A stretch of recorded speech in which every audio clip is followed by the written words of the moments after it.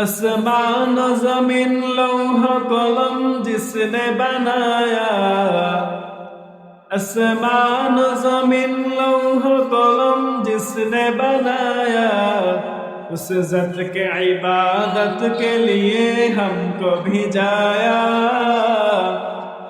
उस ज़त के इबादत के लिए हमको भिजाया। अल्हम्दुलिल्लाह अल्हम्दुलिल्लाहिल्लज़ी जअल अश-शम्स वल-क़मर बिहुस्बान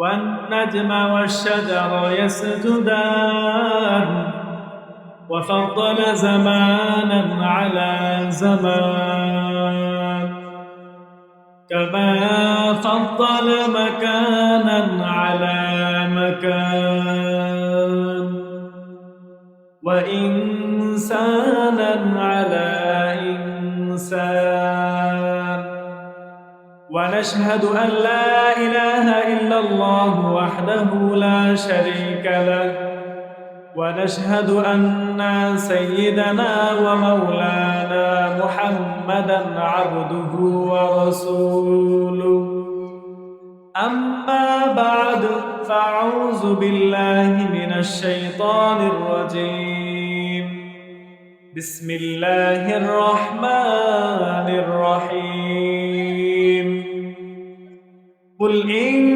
كنتم تحبون الله فاتبعوني يحببكم الله ويغفر لكم ذنوبكم والله غفور رحيم وقال رسول الله صلى الله عليه وسلم من أحب سنتي فقد أحبني ومن أحبني كان معي في الجنة आसमान जमीन लौह कलम जिसने बनाया, आसमान जमीन लौह कलम जिसने बनाया, उस ज़त के इबादत के लिए हमको भिजाया, उस ज़त के इबादत के लिए हमको भिजाया। আমি যে আয়াতে কারিমা তেলাওয়াত করেছি, আল্লাহ পাক রব্বুল আলামিন বলেন, কুল ইন কুনতুম তুহিব্বুনাল্লাহা ফাত্তাবিউনি ইউহিব্বুকুমুল্লাহ ওয়া ইয়াগফির লাকুম যুনুবাকুম আল্লাহু গফুরুর রহিম। হে নবী, আপনি আপনার উম্মতদেরকে বলে দিন, তোমরা যদি আমার ভালোবাসা পেতে চাও তাহলে তোমরা আমার অনুগত্য করো, অর্থাৎ তোমরা রাসূল সাল্লাল্লাহু আলাইহি সাল্লামের অনুগত্য করো। আর হাদিসে রাসূল সাল্লাল্লাহু আলাইহি সাল্লাম বলেছেন, মান আহাব্বা সুন্নতি ফাকাদ আহাব্বানি ওয়া মান আহাব্বানি কানা মাই ফিল জান্নাহ। মান আহাব্বা সুন্নতি, যে ব্যক্তি আমার সুন্নতকে ভালোবাসলো, ফাকাদ আহাব্বানি, সে আমাকেই ভালোবাসলো। ওয়া মান আহাব্বানি, আর যে আমাকে ভালোবাসলো, কানা মাই ফিল জান্নাহ, সে জান্নাতে থাকবে আমার সাথে। সুবহানাল্লাহ। তো আমরা যখন কোন একটা কাজ করি, যখন কোনো বান্দা কাজ করে, তো ওই বান্দা যখন ভালো একটি কাজ করার উদ্দেশ্য করে, তখন আল্লাহ পাক রব্বুল আলামিন তার আমলনামে একটি নেকি লিখে দেন। সুবহানাল্লাহ। এখন পর্যন্ত কাজটা করে নেই, তাতে আল্লাহ পাক রব্বুল আলামিন তার আমলনামে একটি নেকি লিখে দেন। আর যখন বান্দা সেই কাজটি করে, ভালো কাজটি করে, আল্লাহ পাক রব্বুল আলামিন তার আমলনামে 10টি নেকি দান করেন। সুবহানাল্লাহ। আর কোন বান্দা যখন খারাপ কাজ করার নিয়ত করে, আল্লাহ পাক রব্বুল আলামিন ততক্ষণ পর্যন্ত সেই বান্দার আমলনামায় কোনো গুনাহ লিখেন না যতক্ষণ না সেই বান্দা সেই গুনাহটি করে। আর যদি সেই বান্দা সেই গুনাহটি যদি না করে, আল্লাহ পাক রব্বুল আলামিন গুনাহের পরিবর্তে তার আমলনামায় সওয়াব দেন। সুবহানাল্লাহ।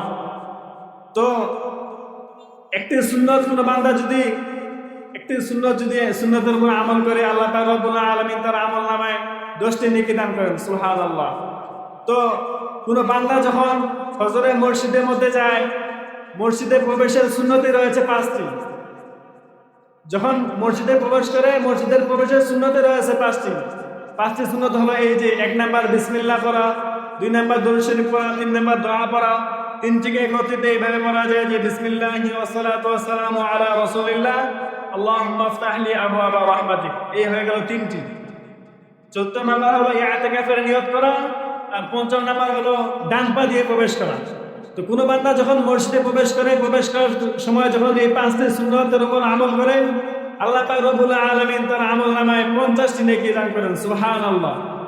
অনুরূপভাবে যখন বান্দা মসজিদ থেকে বের হয় তখন আবার সুন্নত রয়েছে 5টি। সেই 5টি সুন্নত হলো 1 নাম্বার বিসমিল্লাহ পড়া, 2 নাম্বার দুরূদ শরীফ পড়া, 3 নাম্বার দোয়া পড়া। 3 থেকে 31 এইভাবে পড়া যায় যে বিসমিল্লাহি ওয়াস সালাতু ওয়াস সালামু আলা রাসূলিল্লাহ আল্লাহুম্মা ইন্নী আসআলুকা মিন ফাদলিক। আর 14 নাম্বার হলো যে ডান পা দিয়ে জুতা পরা, বাম পা দিয়ে মসজিদ থেকে বের হওয়া, 5 নাম্বার।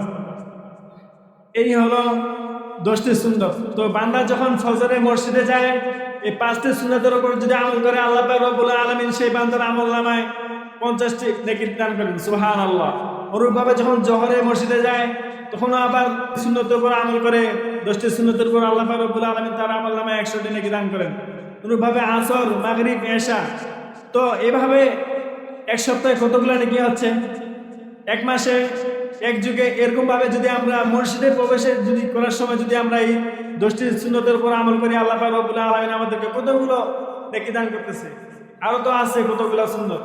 খাওয়ার সুন্নত আছে, হাঁটা চলার সুন্নত। আমরা যেখানে আসি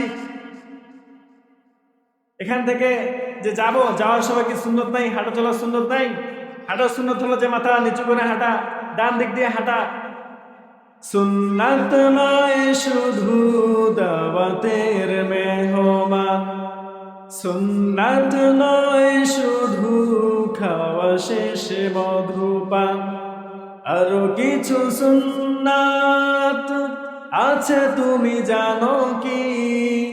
জানলেও জীবনে কখনো তা মানো কি? আরো কিছু সুন্নাত আছে তুমি জানো কি?